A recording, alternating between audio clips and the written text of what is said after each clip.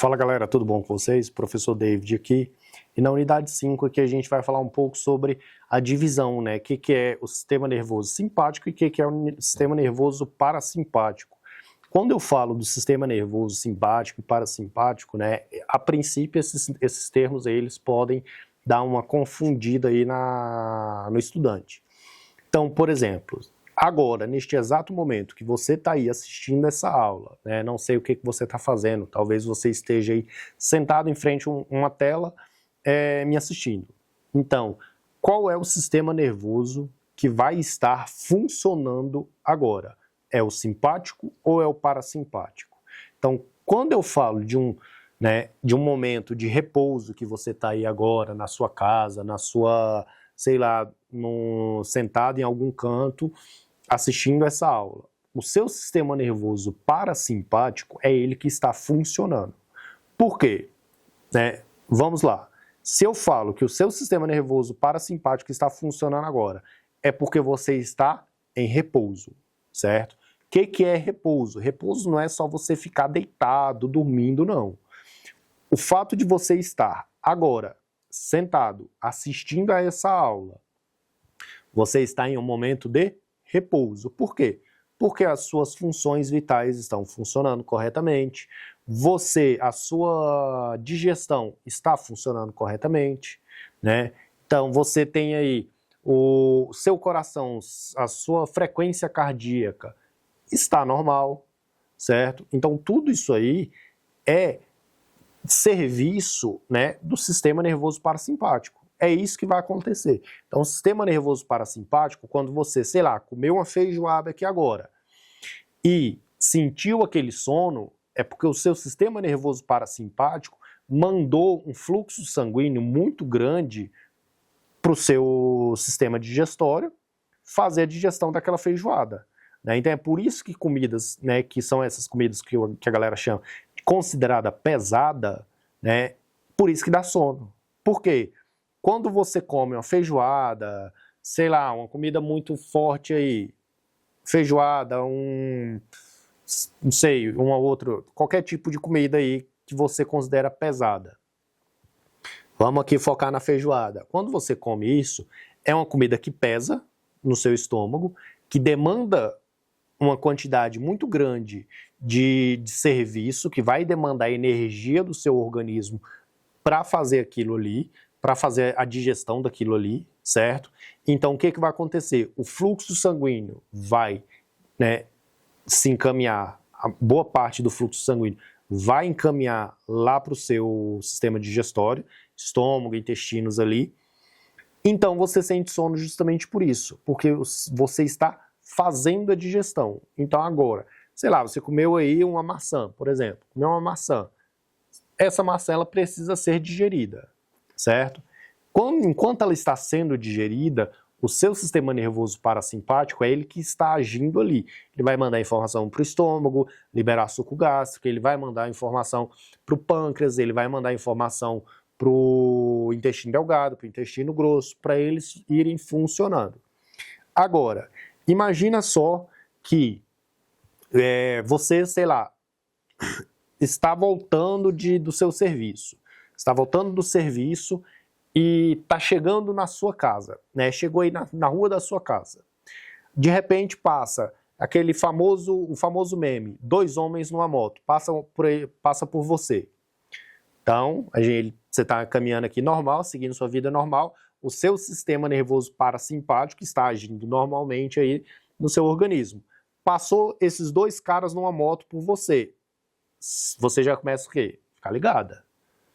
De repente, você percebe que eles estão voltando na sua direção.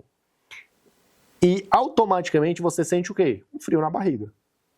O que é esse frio na barriga que você sente? Essa sensação de frio na barriga que você sente? É essa mudança que vai acontecer entre sistema nervoso parasimpático, que estava lá no seu organismo, agindo normalmente no seu organismo, você voltando para casa. Quando você entra em alerta com esses 2 caras que você acha que ele vai te assaltar, né? À medida com que você entra em estado de alerta, você sente aquela sensação de frio na barriga. O que é isso? É a sua digestão parando. Por quê? Por que que ela vai parar? Por que que ela tem que parar? Justamente porque a sua digestão naquele momento que você entrou em alerta, ela não é tão importante. Quanto o quê? Quanto o seu estado de fuga ou luta. Existem pessoas que entrou numa situação de emergência, o que que acontece com elas? Elas vão lutar, elas partem para cima. Outras pessoas fazem o quê? Fogem, certo? Esse estado de alerta que acontece quando as pessoas entram em luta corporal ou em fuga, né, se dá justamente por conta da mudança de sistema nervoso parasimpático para o quê? Para o simpático, certo? O sistema nervoso simpático é esse sistema que vai te dar um alerta, que vai te dar, que vai descarregar adrenalina no seu corpo, a sua digestão, o seu fluxo sanguíneo vai sair do seu sistema digestório e vai para onde? Para os músculos.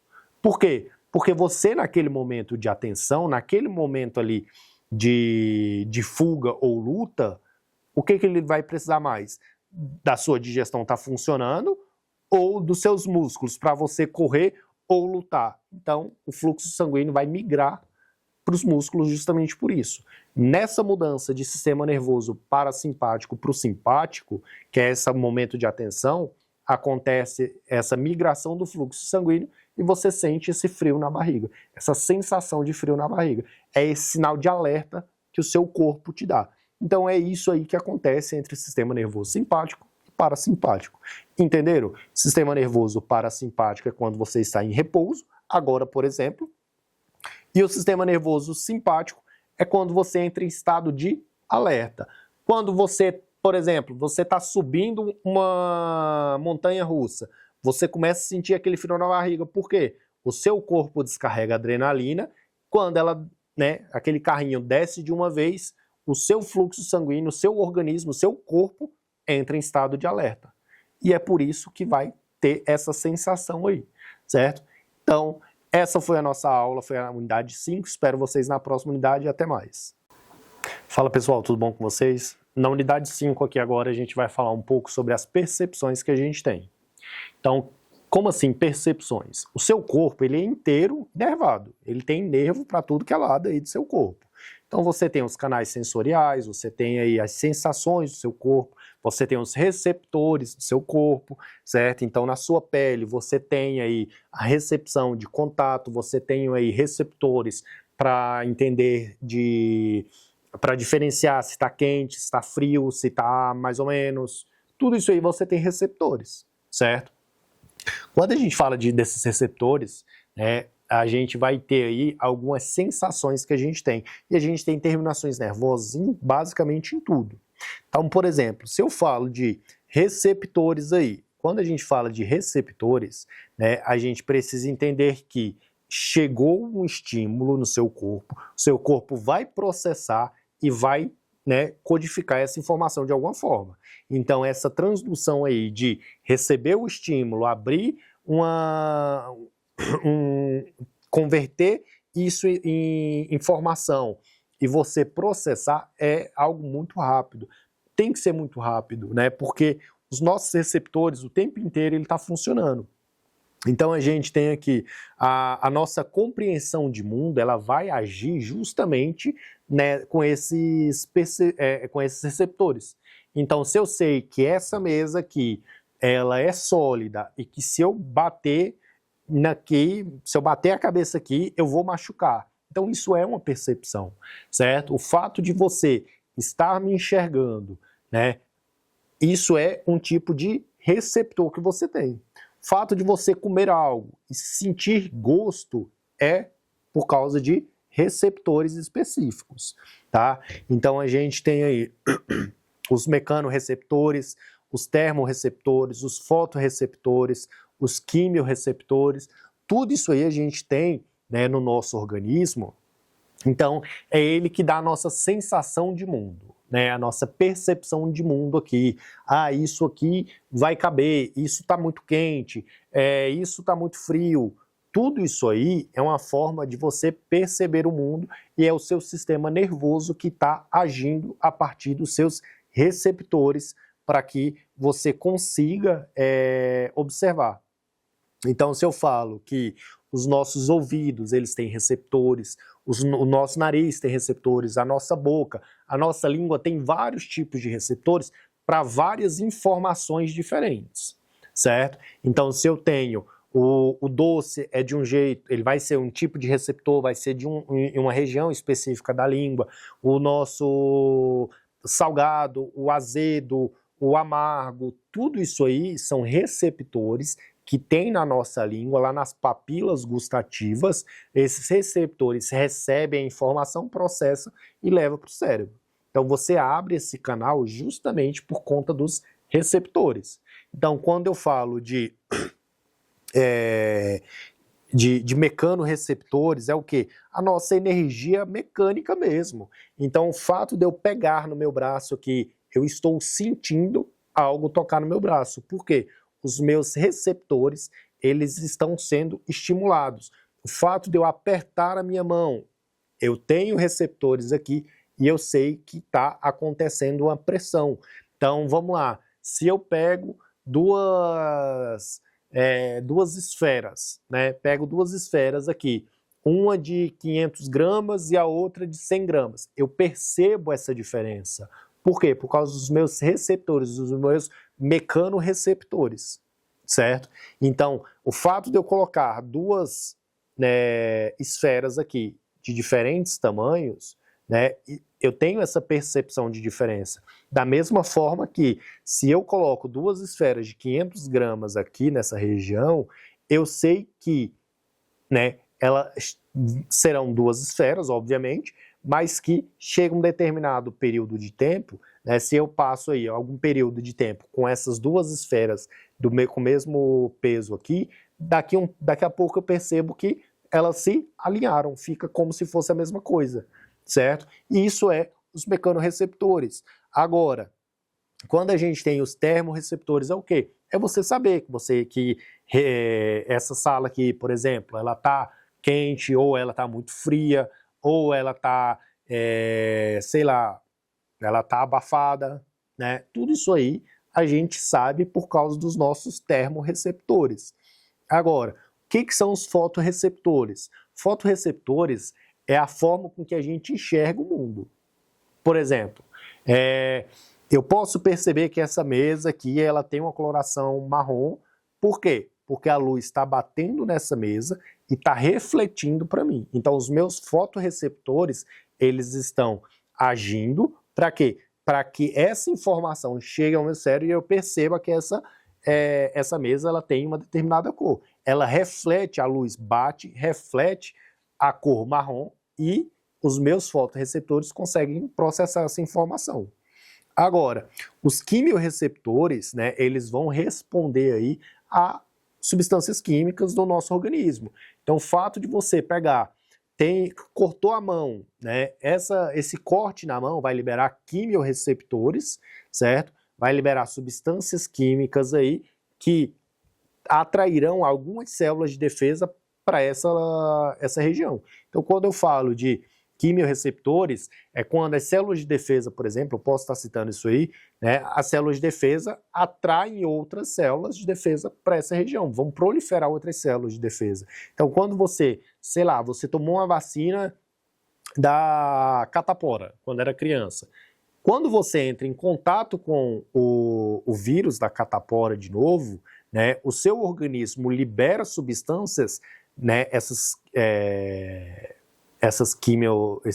substâncias químicas, né, ele vai liberar na sua corrente sanguínea e vai fazer com que células específicas, seus anticorpos contra a catapora, venham para agir contra essa infecção, certo? E são os quimiorreceptores. Então aí a gente tem o sistema nervoso, né, os sistemas sensoriais especiais. Então são o quê? As vias olfatórias, né, que são aqui neurônios sensoriais olfativos, ou seja, seu nariz, né? Então, tem gente aí que tem um nariz treinado para saber se a comida está azedando, né? Tem a galera que tem aí o nariz bem treinado, que se abre uma vasilha com comida azeda em um lugar, a pessoa fala, ó, tá azeda, né? Então, essa aí Então tem até um meme disso aí, que a galera bota alguém para cheirar e a pessoa, ó, não tá azedo ainda não, mas vai azedar, né? Ele tá no processo de